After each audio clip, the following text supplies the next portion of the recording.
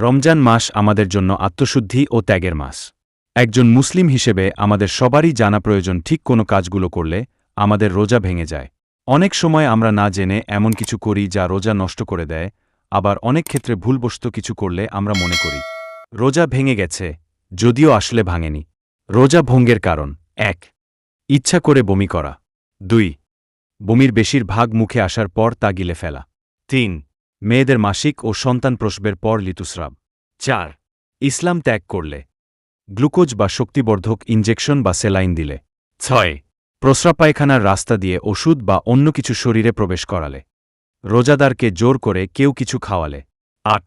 ইফতারের সময় হয়েছে ভেবে সূর্যাস্তের আগে ইফতার করলে। ৯. মুখ ভরে বমি করলে। ১০. ভুলবশত কোনো কিছু খেয়ে রোজা ভেঙে গেছে ভেবে ইচ্ছা করে আরও কিছু খেলে। ১১. বৃষ্টির পানি মুখে পড়ার পর তা খেয়ে ফেললে। ১২. কান বা নাক দিয়ে ওষুধ প্রবেশ করালে। ১৩. বন্ধুরা, ভিডিওটি ভালো লাগলে আর এরকম ভিডিও নিয়মিত পেতে চ্যানেলটি সাবস্ক্রাইব করতে ভুলবেন না।